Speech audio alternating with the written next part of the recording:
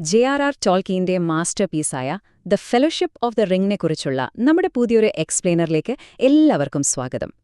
ഈ കഥയ്ക്ക് എത്രത്തോളം ഗൗരവമുണ്ടോ അതേ ഗൗരവത്തോടെ തന്നെ തികച്ചും സിനിമാറ്റിക്കായ ഒരു അനുഭവത്തിലൂടെ നമുക്കിന്ന് ഈ ഇതിഹാസത്തെ ഒന്ന് വിശകലനം ചെയ്യാം.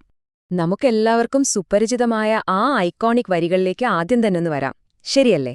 ഒറ്റ വായനയിൽ തന്നെ നമ്മളെ മിഡിൽ എർത്ത് നേരിടാൻ പോകുന്ന ആ വലിയ ലോകനാശത്തിന്റെ വക്കിലേക്ക് ഈ വരികൾ കൊണ്ടുപോകുന്നുണ്ട്. കേൾക്കുമ്പോൾ തന്നെ വല്ലാത്തൊരു ഭയം തോന്നും, അത്രത്തോളം ആഴമുണ്ടാ വാക്കുകൾക്ക്. ഭാഗം 1. ഒരു ഇതിഹാസത്തിന്റെ നിർമ്മിതി. ഈ ഒരു മാസ്റ്റർപീസ് ശരിക്കും എങ്ങനെയാണ് ഉണ്ടായതെന്ന് നമുക്കൊന്ന് നോക്കാം. ഇതൊന്നു നോക്കൂ.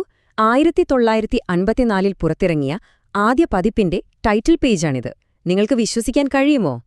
അച്ചടി കഴിഞ്ഞിറങ്ങിയ ഉടനെ തന്നെ ഈ പുസ്തകത്തിന് വളരെ വലിയൊരു ശത്രുവിനെ നേരിടേണ്ടി വന്നു.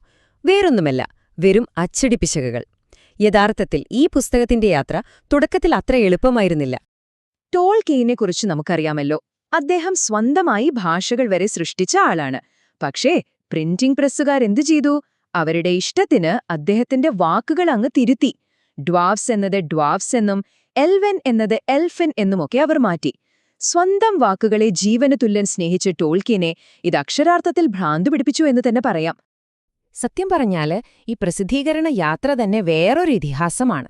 അച്ചടി പിശകുകൾ നിറഞ്ഞ ആദ്യ പതിപ്പിൽ നിന്ന് തുടങ്ങി 1965 അമേരിക്കയില് യാതൊരു അനുമതിയില്ലാതെ പ്രസിദ്ധീകരിച്ച ഒരു പേപ്പർ ബാക്ക് എഡിഷൻ വരെ എത്തി കാര്യങ്ങള്. ഒടുവിൽ ഗത്യന്തരമില്ലാതെ ടോൾക്കീന് ഈ കൃതി മൊത്തത്തിൽ ഒന്നുകൂടി തിരുത്തി എഴുതേണ്ടി വന്നു. ഇനി നമുക്ക് രണ്ടാമത്തെ ഭാഗത്തേക്ക് കടക്കാം. മോതിരത്തിന്റെ നിഴൽ. യഥാർത്ഥ ലോകത്തെ ഈ പ്രശ്നങ്ങളിൽ നിന്ന് പുസ്തകത്തിലെ ഇരുണ്ട കഥയിലേക്ക് നമുക്ക് പോകാം. സാധാരണ ഒരു സ്വർണ്ണമോതിരമാണെന്നാണെന്ന് നമ്മൾ കരുതിയത്. പക്ഷെ ബിൽബോയുടെ ആ മോതിരത്തെ ഗാൻഡാൽ തീയിലേക്കെറിയുമ്പോൾ അതിൽ അതുവരെ മറഞ്ഞിരുന്ന ചില അക്ഷരങ്ങൾ തെളിഞ്ഞുവരുന്നത് നമ്മൾ കാണുന്നു. വളരെ ഭയാനകവും പരുക്കനുമായ ഒരു ഭാഷയായിരുന്നു അത്.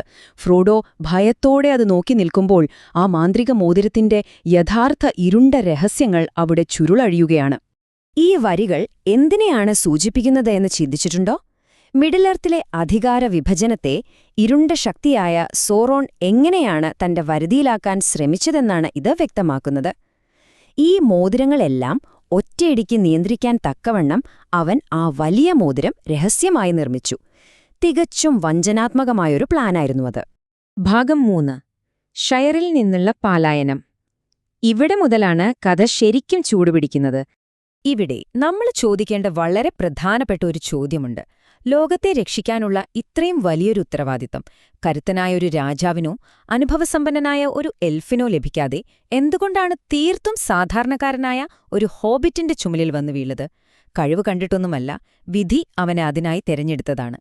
ആ ഒരൊറ്റ തിരിച്ചറിവോടെ അവന്റെ സമാധാനപരമായ ജീവിതം എന്നേക്കുമായി അവസാനിക്കുകയാണ്. ഷായറിലെ അതിമനോഹരമായ ഈ പച്ചപ്പണിഞ്ഞ കുന്നുകളിൽ നിന്നാണ് ഫ്രോഡോയ്ക്ക് തന്റെ ജീവനും കൊണ്ടുള്ള ഓട്ടം തുടങ്ങേണ്ടി വരുന്നത്. കറുത്ത കുതിരക്കാരുടെ കണ്ണുവെട്ടിച്ച് രാത്രിയുടെ മറവിലുള്ള ആ യാത്ര ശരിക്കും വളരെ മികച്ച ഹൈ ക്വാളിറ്റി സിനിമാറ്റിക് അനുഭവമാണ് ആ ദൃശ്യങ്ങൾ നമുക്ക് സമ്മാനിക്കുന്നത്, അല്ലേ? ഈ പലായനം ശരിക്കും നമ്മുടെയൊക്കെ ശ്വാസം നിലപ്പിക്കുന്നൊരു സീക്വൻസാണ്.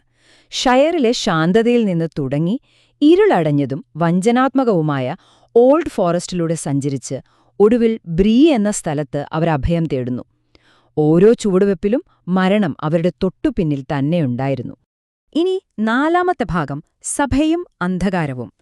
അവരുടെ ഈ യാത്ര ഒടുവിൽ അവരെ എത്തിക്കുന്നത് എൽഫുകളുടെ സങ്കേതമായ റിവൻഡെല്ലിലാണ്. ശത്രുപക്ഷത്തെ ആ 9 കറുത്ത കുതിരക്കാരെ നേരിടാൻ എന്തു ചെയ്യും?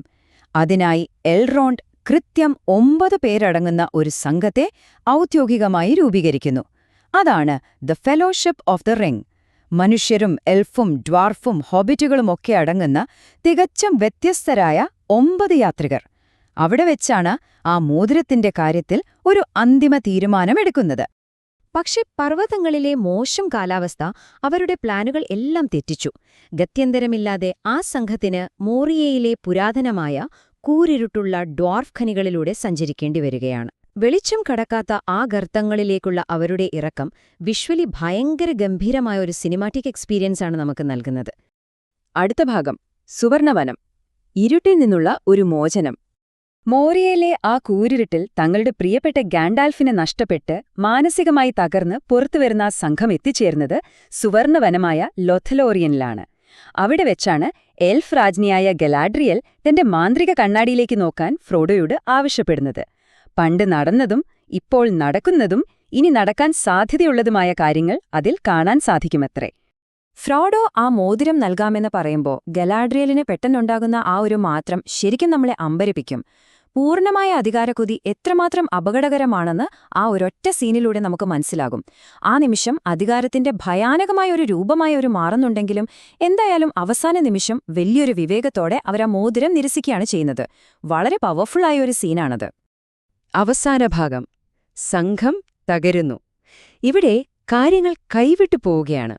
സമ്മാനങ്ങളൊക്കെ വാങ്ങി യാത്ര തുടർന്ന ആ സംഘത്തെ ഒടുവിൽ മോതിരത്തിന്റെ ദുഷിച്ച സ്വാധീനം തകർക്കാൻ തുടങ്ങുന്നു. ബോറോമിറിന്റെ മനസ്സിൽ മോതിരം സ്വന്തമാക്കാനുള്ള ആഗ്രഹം ജനിക്കുമ്പോൾ ഫ്രോഡോയ്ക്ക് മനസ്സിലാകുന്നു ഇനി താൻ ഒറ്റയ്ക്കാണ് ഈ യാത്ര തുടരേണ്ടതെന്ന്. ഈ വിള്ളൽ വീണ പുരാതന എൽവിഷ് ലിപികൾ സൂചിപ്പിക്കുന്നത് ആ വലിയ തകർച്ചയെ തന്നെയാണ്. മനുഷ്യന്റെ അധികാരക്കൊതിക്കു മുന്നിൽ ഫെലോഷിപ്പ് പതറുകയാണ്. അങ്ങനെ മോബ്ഡോറിലേക്ക് നോക്കുന്ന ഫ്രോഡോ തീക്ഷ്ണമായ ആ വലിയ കണ്ണ്, അതായത് തന്റെ ശത്രുവിന്റെ കണ്ണ്, വളരെ ഭയത്തോടെ തിരിച്ചറിയുകയാണ്. ലോകത്തിന്റെ വിധി ഇനി അവന്റെ മാത്രം കൈകളിലാണ്. സകലത്തിനെയും ചുട്ടരിക്കുന്ന ആ തിന്മയുടെ നോട്ടത്തിൽ നിന്ന് രക്ഷപ്പെട്ട് ഈ മഹാദൗത്യം പൂർത്തിയാക്കാൻ തീർത്തും സാധാരണക്കാരനായ ആ ഹോബിറ്റിന് ഒറ്റയ്ക്ക് കഴിയുമോ? അതൊരു വലിയ ചോദ്യമാണല്ലേ? ആ സിനിമാറ്റിക് ക്ലിഫ് ഹാങ്ങറിൽ നിർത്തിക്കൊണ്ട് ദ ഫെലോഷിപ്പ് ഓഫ് ദി റിങ്ങിനെക്കുറിച്ചുള്ള നമ്മുടെ ഇന്നത്തെ എക്സ്പ്ലെയിനർ ഇവിടെ പൂർണ്ണമാകുന്നു.